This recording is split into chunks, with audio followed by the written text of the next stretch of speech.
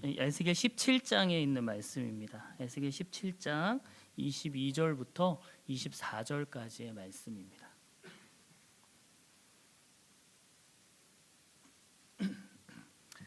세 절 말씀이니까요. 같이 읽으면 좋겠습니다. 22절부터 24절까지 한 목소리로 한번 읽겠습니다. 시작. 주 여호와께서 이같이 말씀하시되 내가 백향목 꼭대기에서 높은 가지를 꺾어다가 심으리라. 내가 그 높은 세 가지 끝에서 연한 가지를 꺾어 놓고 우뚝 솟은 산에 심되 이스라엘 높은 산에 심으리니 그 가지가 무성하고 열매를 맺어서 아름다운 백향목이 될 것이요 각종 새가 그 아래에 깃들이며 그 가지 그늘에 살리라. 들의 모든 나무가 나 여호와는 높은 나무를 낮추고 낮은 나무를 높이며 푸른 나무를 말리고 마른 나무를 무성하게 하는 줄 알리라. 나 여호와는 말하고 이루느니라 하라. 아멘. 우리 옆 사람들과 한번 인사하고 말씀 나누면 좋겠습니다. 짧게 이렇게 인사할까요? 참 잘 오셨습니다. 예, 한 번 더 인사할까요? 이제 가을입니다. 네, 정말 끝나지 않을 것 같던 그 여름이 정말 끝자락에 와 있는 것 같습니다. 낮에는 아직 좀 덥지만 또 저녁 때 이렇게 산책하고 하시면 좀 선선하잖아요. 네, 끝나지 않을 것 같던 여러분들의 그 어려움들도 분명 끝날 때가 있다는 것을 믿으시고 항상 하나님께 기도로 나아가실 수 있는 여러분들 삶이셨으면 참 좋겠습니다. 17장 가장 뒷부분에 있는 말씀을 읽었는데요. 시간이 되신다면 집에 돌아가셔서 1절부터 쭉 끝까지 읽어보실 수 있는 은혜가 있으셨으면 참 좋겠습니다. 17장 전체적인 내용을 가지고 무엇을 붙잡고 있는가라는 제목으로 함께 말씀을 나누고자 합니다. 제가 그 설교할 때 사실 제 간증, 제 이야기 그동안 많이 안 했었는데요. 미래교회에 와서 자꾸 하게 되는 것 같아서 조금 이상하지만 제 삶이 이렇게 힘들지만은 않습니다, 여러분. 간증을 할 때 주로 이렇게 힘들었던 얘기들이 많이 나와서 너무 힘든 삶이다 이렇게 오해하실까 봐요. 제 삶은 너무 행복하고 지금 너무 좋기 때문에 그렇기 때문에 그런 이야기를 할 수 있다는 것을 좀 기억하시고 짧은 제 이야기를 한번 해보자면요. 제 짧은 인생 가운데 짧습니다. 가장 실망하고 좌절했었던 그 한 시기가 있었습니다. 그 시기는요, 제가 대학에 갔을 때였습니다. 왜일까 하는 생각이 드시죠? 다른 학생들도 좀 마찬가지였겠지만 저에게 고등학교 시절은 유독 힘들었던 시절이었습니다. 학업적으로도 또 경제적으로도 또 이 가정 안에서도 여러모로 참 힘든 시기였는데요. 그 와중에 저에게 한 가지 소망이 있었던 것이 바로 이 대학이었습니다. 왜냐하면 주변에서 이야기하는 거죠. 제가 힘들다, 내 삶이 이렇다 이렇게 얘기하니까 어떤 얘기를 하냐면요. 대학만 가면 괜찮아져 하는 겁니다. 대학 가면 너가 이렇게 힘든 것만큼 보상받아. 대학 가면 너에게 행복이 기다리고 있어. 그러니까 대학 갈 때까지만 참아. 열심히 공부해. 이렇게 이야기하는 거예요. 그 얘기만 제가 찰떡같이 믿고 대학에 갈 날만을 기대하고 소망하면서 대학에 가는 것을 목표로 그렇게 그 인생을 살았습니다. 대학 가면 모든 것이 다 해결될 줄 알았습니다. 가정의 어떤 문제들도 어떤 내 미래에 대한 막연함들도 내가 처한 어떤 모든 환경들이 단 한 번의 어떤 요술 램프처럼 다 해결될 거다라고 그렇게 믿었습니다. 근데 제가 막상 대학이라는 곳에 갔는데 그랬던 제 환상이 와르르 무너져 내렸습니다. 지금 대학생들 이렇게 대학 가면 참 공부도 열심히 하고 취업 준비도 하고 뭐 공무원 시험 준비도 하고 참 열심히 사는 것 같은데요. 제가 대학 갔을 때는 그 대학 안에 온통 술밖에 없었습니다. OT 가서 술 먹고 MT 가서 술 먹고 오전 강의 끝나고 낮술 먹고 오후 강의 끝나면 저녁에 모여서 저녁 먹고 술 먹고 온 학교가 정말 술로 가득했습니다. 그 모습을 보면서 회의감이 들었습니다. 내가 이런 곳에 왜 왔지? 내가 이런 곳에 오려고 그렇게 소망했나? 기대했나? 라는 그런 생각이 들었습니다. 그렇게 복잡한 마음으로 대학 생활을 시작하게 되었는데 또 다른 문제가 제 발목을 붙잡았습니다. 그것은 등록금 문제였습니다. 넉넉하지 못한 가정 형편 때문에 매 학기마다 이 등록금을 고민하고 걱정해야 했습니다. 학자금 대출을 받아야 하는 그 상황 속에서 또 공부하고 또 아르바이트하는 그런 시절을 또 살아가면서 또 한 번 좌절했었던 그런 기억이 저에게 있습니다. 대학 시절로 그래서 그다지 돌아가고 싶지 않습니다. 대학이라는 곳에 들어가기만 하면 모든 문제가 다 해결될 줄 알았는데 그게 아니었습니다. 대학에 들어가는 것 그것만으로 제 모든 문제들이 해결되지 않았습니다. 모든 문제들이 해결되기는커녕 또 다른 문제들이 저에게 다가왔어요. 등록금 문제, 어떤 학업의 문제, 관계의 문제, 또 다른 수많은 문제들이 또 생기고 그것들 때문에 또 머리가 복잡해져 가는 그 삶이었습니다. 저는 그토록 기다리고 믿었던 그 대학에 그렇게 배신당했습니다. 근데 여러분, 이러한 인생은 비단 저뿐만이 아니라 우리들이 살아가는 모든 인생 가운데 흔히 볼 수 있는 문제들인 것 같습니다. 내 모든 문제들을 해결해 줄 것만 같은 어떠한 것이 우리 주변에 참 많이 있습니다. TV 속 수많은 광고를 보면서 특별히 요즘은 이 SNS에 올라오는 사진들을 보면서 저 속에 있는 인물이 나였으면, 내가 저것을 가질 수 있다면, 내가 저런 삶을 누릴 수 있다면 얼마나 행복할까, 그런 생각을 합니다. 그렇게 되면 지금 나에게는 모든 문제가 한 방에 해결될 것 같다라는 꿈을 꾸기도 합니다. 내 삶의 문제들을 해결하기 위해서 때로는 어떤 그 분야의 전문가를 찾아가기도 합니다. 경제 전문가의 도움을 받으면 내가 가진 어떤 경제적인 문제들, 그것이 한 번에 해결될 것으로 믿습니다. 자녀의 교육 문제도 어떤 교육 전문가의 디테일한 도움을 받으면 해결될 것 같다라는 소망을 가집니다. 그래서 요새 자녀 가진 부모님들 가장 큰 소원이 뭔지 아십니까? 오은영 박사 만나는 겁니다. 네. 오은영 박사님 한 번만 만나면 내 자녀의 모든 문제들이 한 방에 해결될 것 같습니다. 그래서 늘 바쁜 거죠. 내가 생각한 그것을 붙잡기 위해서, 그것을 찾아내기 위해서 동분서주합니다. 학생들은 대학에 들어가기 위해 바쁘고, 대학에 들어가면 취업하기에 바쁘고, 취업한 학생들은 또 승진하기에 바쁩니다. 승진해서 가정을 꾸린 사람들은 이제 집을 넓혀가기에 바쁘고, 더 좋은 차를 타기 위해서 바쁩니다.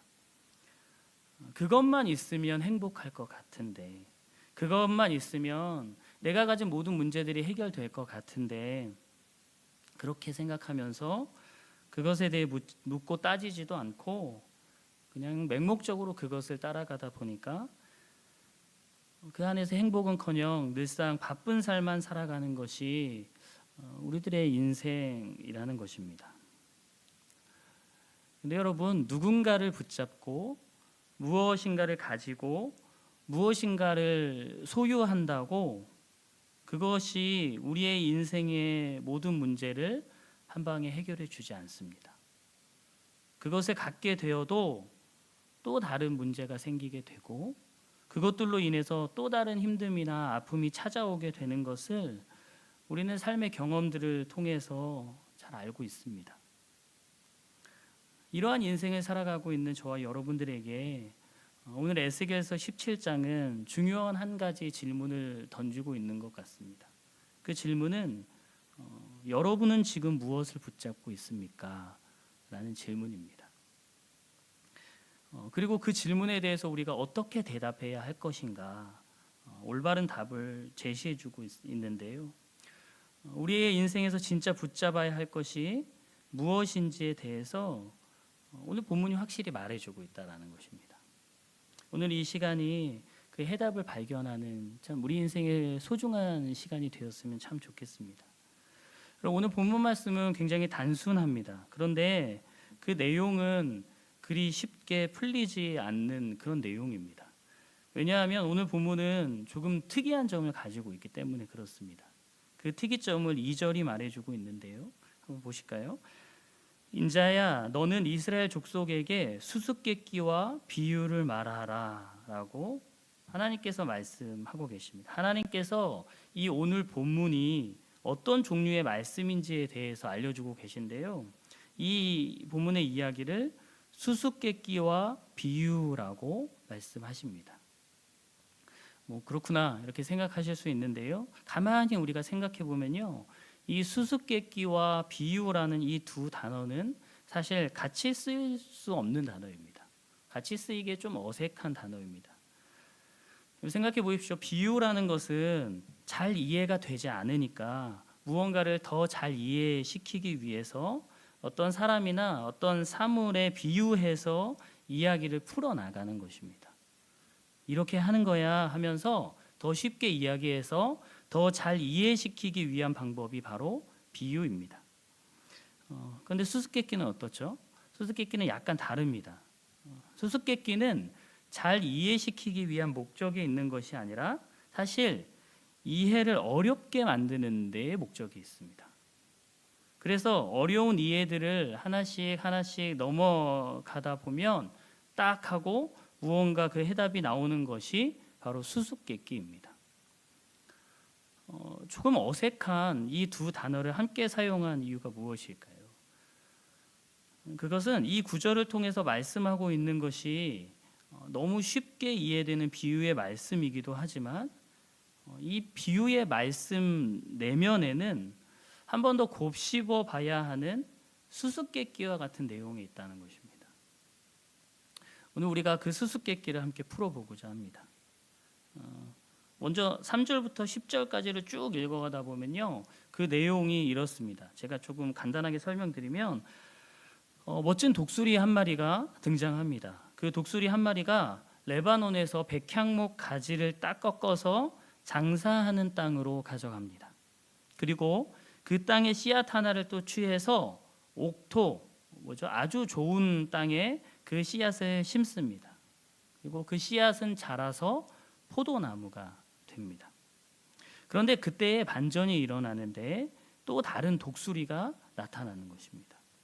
그런데 이 포도나무가 아까 그 심어서 자란 이 포도나무가 자기를 숨겨준, 자기를 자라나게 해준 이 독수리를 떠나서 지금 새로운 독수리 쪽으로 뿌리를 뻗고 가지를 펴기 시작한다라는 그런 내용을 담고 있습니다. 무슨 내용인지 확 이해가 되십니까? 네. 되신다면 정말 대단하신 분이십니다. 네. 다음 주는 나와서 설교하셔도 될 것 같아요. 내용을 이해하는 것이 사실 너무 어렵습니다. 무슨 말인가 싶습니다. 우리들은요, 이 말씀을 들었을 때 이게 무슨 말을 하는 것인가, 그 안에 독수리는 뭐고 포도나무는 뭐고 그것들 안에 담겨져 있는 의미를 파악하는 것이 사실 어렵습니다. 어려우시다면 정상입니다. 그런데 당시에 그 이스라엘의 청중들, 특별히 이 에스겔서의 청중인 이 바벨론의 포로로 끌려간 이 사람들은 이 내용을 이해하기 쉽다는 것입니다. 이 이야기를 듣자마자 포도나무는 뭐고 백향목 가지는 뭐고 독수리는 뭔지 그들의 이야기를 들었을 때 사실 바로 알 수가 있습니다. 이것은 당시의 역사적인 흐름을 생각해 보면 왜 그런지 알 수 있는데요. 이 여호야긴이 왕이었을 때 바벨론이 침략을 하게 되죠. 침략해서 무엇을 하냐면요, 이 여호야긴 왕을 자신의 나라로 데리고 갑니다. 이때 에스겔과 이 에스겔의 지금 청중들이 함께 포로로 끌려가게 되죠. 이렇게 여호야긴을 데리고 왔으니까 이스라엘에는 다시 또 다른 왕이 필요하겠죠. 그래서 여호야긴의 삼촌인 시드기야를 그 땅의 왕으로 세웁니다. 이 시드기야가 그 땅에서 이제 바벨론과 계약을 맺습니다.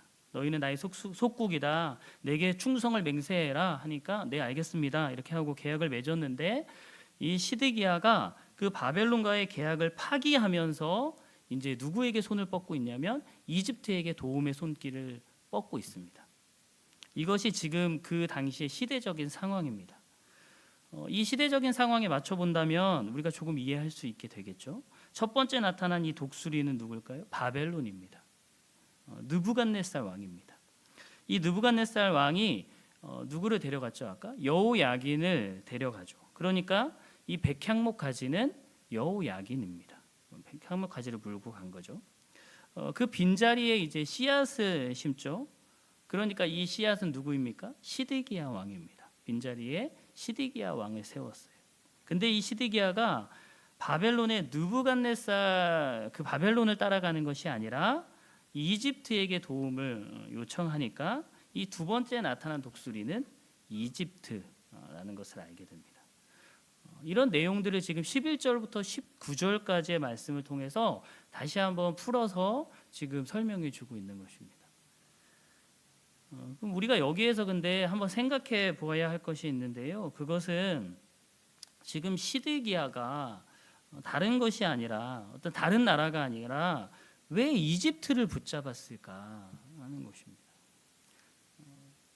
생각해 보면요, 대대로 이집트는 이스라엘이 보기에 좀 굉장히 좋은 나라였었죠. 강을 끼고 있기 때문에 그 안이 풍성한 나라였고, 다른 나라에는 마차가 없었던 시기에 마차를 가지고 있어서 그 군사력도 굉장히 강했던 그런 나라입니다. 시드기야가 보기에 아마 가장 좋아 보였던 것 같습니다. 가장 강해 보였던 것이죠. 이렇게 강한 나라인 이집트, 이렇게 강력한 이집트가 내 편이 된다면 이제 모든 게임은 끝난다고 생각했던 것입니다.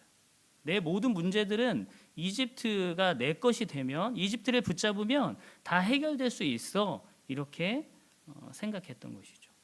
그래서 시드기야는 이집트라는 그 신기루를 붙잡았던 것입니다. 시드기야는 자신의 기준으로 그렇게 판단하고 그 이집트를 붙잡았습니다. 그 이집트면 다 해결될 수 있을 거라고 생각했습니다. 마치 제가 대학만 붙잡으면 다 해결될 거야 라고 생각했던 것과 같은 것 같아요. 하지만 그 생각이 어땠다는 거죠? 어리석은 생각이었다는 것입니다. 시드기야에게 하나님께서는 17절을 통해서 이렇게 말씀하십니다. 17절인데요. 대적이 토성을 쌓고 사다리를 세우고 많은 사람을 멸절하려 할 때에 바로가 그 큰 군대와 많은 무리로도 그 전쟁에 그를 도와주지 못하리라. 바로 이 이집트의 왕이 그 큰 군대와 많은 군사를 가지고 있어도 이스라엘을 돕지 못할 것이다라고 하나님께서 분명하게 말씀하고 계시다는 것입니다. 이집트가 해결 방법이 되지 못할 것이라고 말씀하고 있습니다. 세상적인 기준으로, 인간적인 관점으로 볼 때 이집트만 있으면 해결될 것 같았습니다. 그런데 그렇지가 않다는 거예요. 그 이집트로도 결코 해결되지 않는다는 것입니다. 너가 붙잡는, 너가 바라보고 있는 그 이집트는 신기루에 불과하다라고 하나님께서 말씀하고 계십니다. 그런데 하나님께서 이렇게 바벨론을 배반하고 이집트를 붙잡았던 이 시드기야를 질책하실 때 다소 난해한 말씀을 하고 계시는데요. 16절 말씀을 한번 볼까요? 주 여호와의 말씀이니라 내가 나의 삶을 두고 맹세하노니 바벨론 왕이 그를 왕으로 세웠거늘 그가 맹세를 저버리고 언약을 배반하였은즉이라고 이야기하고 있습니다. 언약을 배반하였다라고 하는데요. 지금 언약이라고 하니까 아까 우리가 살폈던 바벨론과 이스라엘 사이의 그 언약, 그 계약이 아닐까라고 우리가 생각하기 쉬운데 그것이 아닙니다. 그래서 19절을 보면 이렇게 나와 있습니다.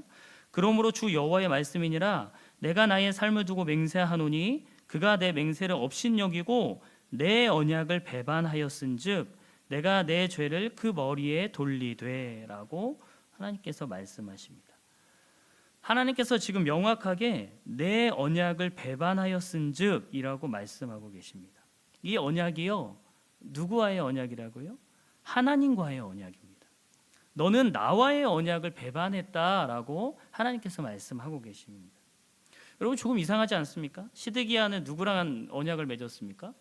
바벨론과 언약을 맺었습니다. 바벨론과 계약을 맺었습니다. 쉽게 이야기하면 느부갓네살 왕과 아까 계약을 맺었습니다. 너희는 나의 속국이다.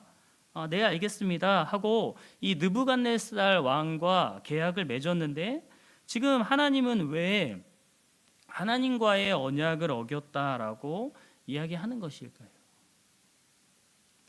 하나님께서 이 시드기야에게 너 바벨론과 아니면 느부갓네살 왕과 했던 그 언약을 어겼지 이렇게 이야기하시지 않고 왜 내 언약, 나와 맺은 언약을 어겼다라고 이야기하셨냐는 것입니다.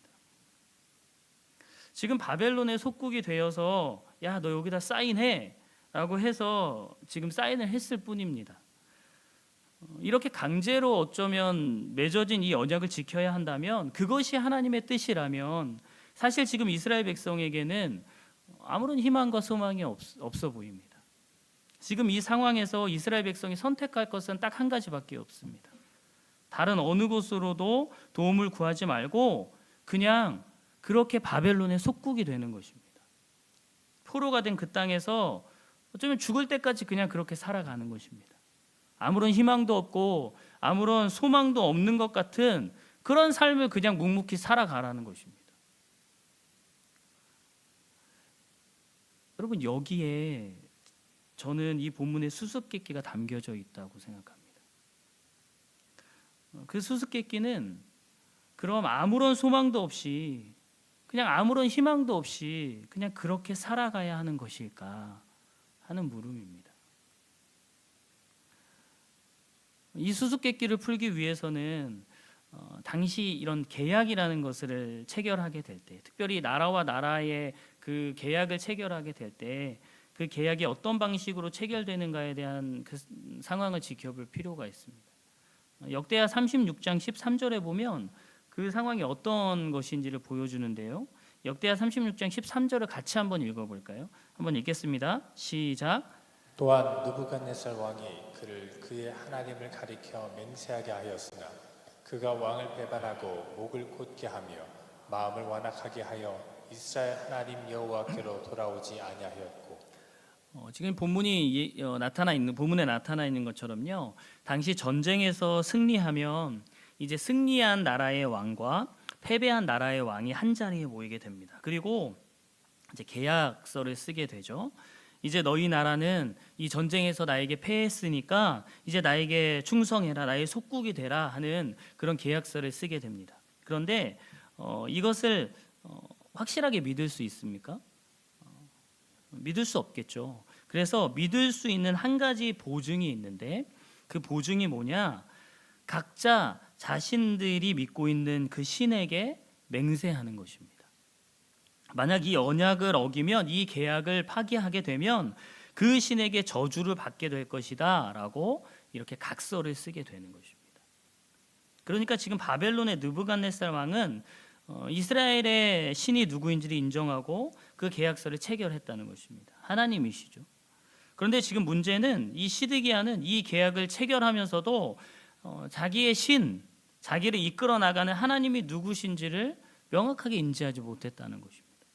아니, 그의 마음에는 이미 하나님보다 더 믿을 만한 것, 하나님보다 더 힘이 센 것, 하나님보다 더 많이 군사를 가지고 있는 것처럼 보이는 그 이집트라고 그는 생각을 했고, 그래서 그 이집트를 붙잡았던 것입니다. 그 이집트를 선택했던 것입니다. 여러분, 오늘 본문의 핵심은 시드기야가 바벨론을 배반했다, 그것이 핵심이 아닙니다. 바벨론을 배반했기 때문에 지금 시드기야가 그래서 하나님께 질타를 받고 있는 것이 아니라는 것입니다. 하나님께서 이 본문을 통해 말씀하고자 하시는 것은 너희가 지금 무엇을 붙잡고 있는지를 깨달으라는 것입니다. 그리고 신기루 같은 것들이 아닌, 그런 세상 기준의 그런 것들이 아닌 여호와 하나님만을 붙잡아야 한다라고 지금 말씀하고 계시다는 것입니다. 그 말씀을 22절과 23절에서는 이렇게 이야기하고 있는데요. 이 부분도 같이 한번 읽어볼까요? 22절입니다. 시작. 주 여호와께서 이같이 말씀하시되 내가 백향목 꼭대기에서 높은 가지를 꺾어다가 심으리라. 내가 그 높은 세 가지 끝에서 연한 가지를 꺾어 높고 우뚝 솟은 산에 심되 이스라엘 높은 산에 심으리니 그 가지가 무성하고 열매를 맺어서 아름다운 백향목이 될 것이요 각종 새가 그 아래에 깃들이며 그 가지 그늘에 살리라. 아멘. 여러분, 이 말씀이 의미하는 바가 무엇입니까? 너희가 지금 바벨론을 붙잡아야 하느냐? 너희가 지금 이집트를 붙들어야 하느냐? 아니면 또 다른 어떤 강대국, 어떤 강한 힘, 그런 것들을 의지해야 하느냐? 아니라고 하시는 것이죠. 아니다. 바로 이 순간 내가 너희의 진짜 독수리가 되어주겠다. 그 이전에 바벨론이라는 독수리는 너희를 길러내기는 했지만 너희 가운데 열매를 맺지 못했지 않느냐. 이집트는 너희에게 아무런 도움이 되지도 못하지 않았느냐. 그러나 나 여호와 하나님은 너희의 진짜 독수리가 되어서 이제 너희의 백항목가지를 옮겨다가 무성한 나무, 그것도 열매가 풍성한 그 나무로 만들어 주겠다. 지금 하나님께서 말씀하고 계신 것입니다. 사랑하는 여러분, 하나님께서 우리들에게도 지금 말씀하고 계시는 것 아닐까 합니다. 너희가 무엇을 붙잡았느냐? 너희의 삶 속에서 너희는 무엇을 붙잡고 있느냐? 돈을 붙잡고 있느냐? 어떤 전문가를 붙잡았느냐? 너희의 가족을 붙잡고 있느냐? 너희의 지식과 너희의 건강을 붙잡고 있느냐? 그런 것들이 너희의 모든 문제를 해결해 주었느냐? 하나님께서 이렇게 물으시는 것 아닐까요? 그리고 하나님 다시 말씀하시는 거죠. 이제 내가 너희의 진짜 독수리가 되어 주겠다. 이제 내가 너를 진짜 열매 맺는 나무로 성장시켜주는 그런 진짜 하나님이 되어 주겠다. 그러니 너희 그런 것들 붙잡지 말고, 그런 것들 의지하지 말고 나를 붙잡아라. 하나님께서 말씀하고 계십니다. 이집트가 해결하지 못한 것, 바벨론이 해결해 줄 수 없는 것, 그런 것들을 이제 하나님께서 해결해 주시고 그 이스라엘 백성 가운데 하나님께서 함께 하시겠다 말씀해 주고 계신 것입니다. 그러니까 하나님께서 24절 마지막 부분에 이렇게 강력하게 도장을 찍어 주십니다. 들의 모든 나무가 나 여호와는 높은 나무를 낮추고 낮은 나무를 높이며 푸른 나무를 말리고 마른 나무를 무성하게 하는 줄 알리라.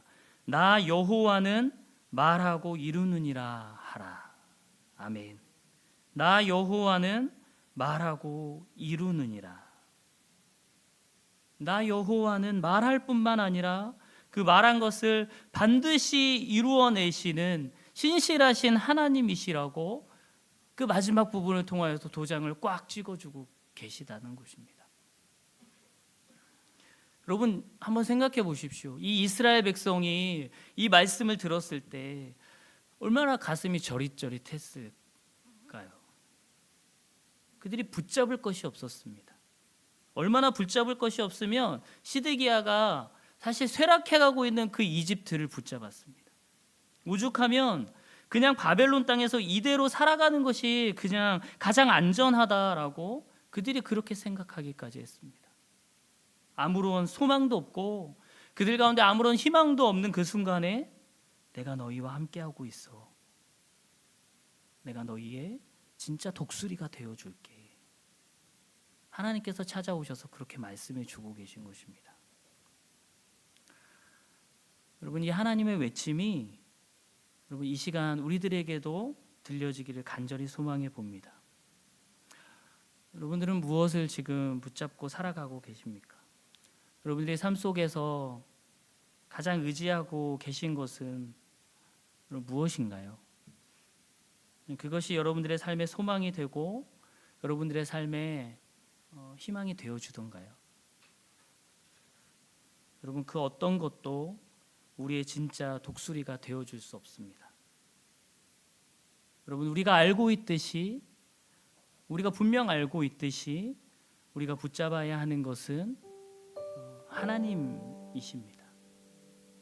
오직 여호와 하나님이십니다. 우리 인생 가운데 역사하고 계시고 우리 인생 가운데 길을 내시고 또 문을 열어주시는 그 하나님을 붙잡는 인생이 되실 수 있기를 주님의 이름으로 축복합니다. 여러분 하나님만이 우리의 삶의 모든 것을 해결하실 수 있는 분이심을 믿으십시오. 여러분 그 하나님께서 이 시간 우리에게도 말씀해 주고 계십니다. 내가 너의 진짜 독수리가 되어줄게. 이제 너가 붙잡고 있던 것, 너가 의지하고 있던 거 다 내려놓아 봐. 그런 것들 다 내려놓고 이제 네 손에 쥐고 있던 그런 것들 다 내려놓고 그 손으로 이제 나를 붙들어 봐. 이 세상을 만들고 이 세상을 인도하고 이 세상을 이끌어 나가는 나 여호와를 붙들어 봐. 오늘 본문을 통해 에스겔의 청중뿐만이 아니라 이 시간 예배드리는 우리들에게도 하나님께서 말씀하고 계십니다. 내가 붙잡았던 것들을 다 내려놓읍시다. 한번 내려놔 봅시다.